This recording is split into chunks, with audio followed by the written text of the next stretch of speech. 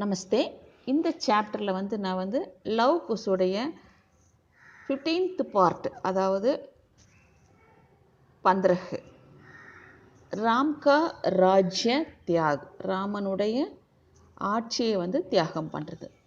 ராமன் ஆட்சியை தியாகம் செய்தல்.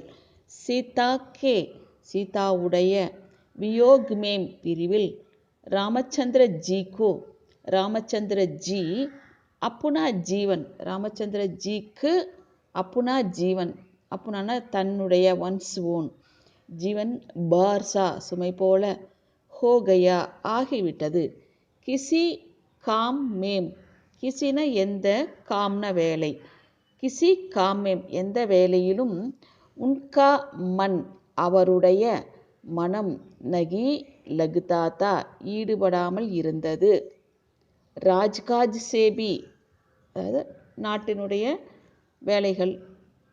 வேலைகளிலும் ஆட்சி வேலைகளிலும், உன்கா மன் அவருடைய மனம், நகி லகுதாத்தா ஈடுபடாமல் இருந்தது, கபி கபி எப்பொழுதாவது, வே அவர், கண்டோங் மணிக்கணக்காக, பைட்கர் அமர்ந்து, சீதாஜி கோ சீதாஜியை, யாது கர்கே நினைத்து கொண்டு, ரோயா கர்த்தேத்தே அழுது வந்தார்.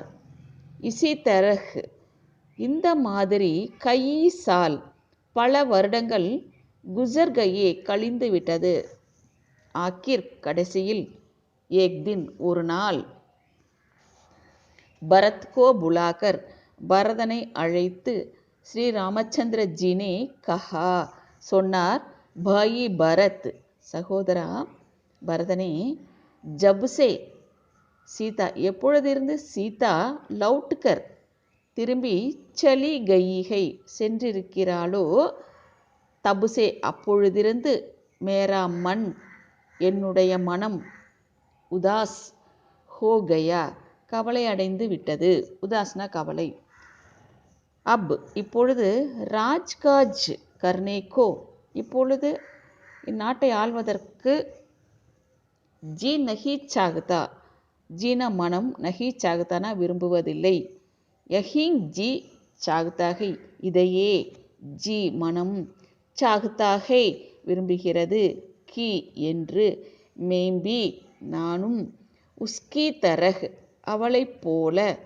ஜங்கிள் மேம் காட்டில், ஜாக்கர் சென்று, தபஸ்யா கரும் தபம் செய்வேன், இஸ்லியே ஆகையால், மேம் நான், சாகதாகும் விரும்புகிறேன், கி தட் மீனிங் வரும், தும் அயோத்தியா கே தக்த் பர் நீ அயோத்தியாவுடைய சிம்மாசனத்தில், பைட்கர் அமர்ந்து, பிரஜா கி மக்களுக்கு, தேக்ரேக் கரோ மேற்பார்வை செய் மக்களை மேற்பார்வை செய், அவுர் மேலும், மைம் ஜங்கல் கி ராகுலும் நான் ஜங்கிள் கி ராகுன காட்டு வழியை எடுத்துக்கொள்வேன், அதாவது வனவாசம் போகிறது அப்படிங்கிற மாதிரி.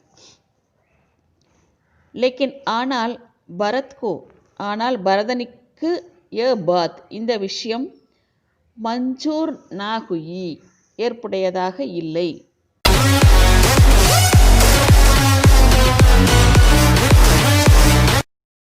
உனோனே கஹா அவர் சொன்னார், பையா சகோதரா, முஜே எனக்கு, ராஜே பன்னேகா ராஜா பன்னேகா ராஜா ஆவதற்கு, ஷவுக் நகிகை விருப்பம் இல்லை, மேம் நான், கத்தி பத்தி நான் அரியணையை, நஹி சாகதா விரும்புவதில்லை, ஆப் அயோத்தியா கா ராஜ் நீங்கள் அயோத்தியாவுடைய ராஜ்யத்தை, லவ்கோ தே தீஜியே லவனுக்கு கொடுத்து விடுங்கள், ஆப் ஜஹாங் ஜாயேங்கே நீங்கள் எங்கே செல்வீர்களோ, மேம்பி நானும், ஆப்கே சாத் உங்களுடன், ஆவுங்கா வருவேன், பரத் கி சலாஹ் பரதனுடைய ஆலோசனை, ஸ்ரீ ராமச்சந்திர ஜிக்கோ ஸ்ரீ ராமச்சந்திர ஜிக்கு பசந்த் ஆகி பிடித்திருந்தது, பசந்த்னா பிடிக்கும், விருப்பம் ரெண்டு அர்த்தம் வரும்.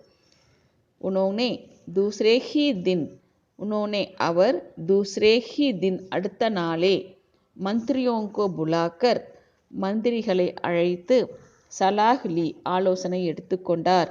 और மேலும் सबके राय से எல்லோருடைய கருத்துக்களும் ராய்னா ஒப்பீனியன் லவ்கோ அயோத்தியாக்கி லவனை அயோத்தியாவுடைய கதி பர் சிம்மாசனத்தில் பிட்டாயா எல்லாருடைய ஆலோசனையையும் பெற்றுக்கொண்டு லவனை சிம்மாசனத்தில் அமர வைத்தார். அவர் மேலும் खुद தானே अपने भाइयों के साथ खुदன செல்ஃப்னு அர்த்தம் தன்னுடைய சகோதரர்களுடன் தப் கர்னே தபம் செய்ய வன் சலே கயே காட்டிற்கு சென்று விட்டார்.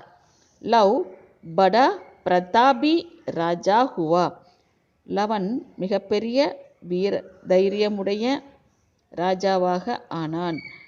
அப்புனே பிதா கி தரஹ் தன்னுடைய அப்பாவை போல वो भी அவனும் பிரஜாக்கோ மக்களை பகுத்து பியார் கர்த்தா தா மிகவும் நேசித்து வந்தான்.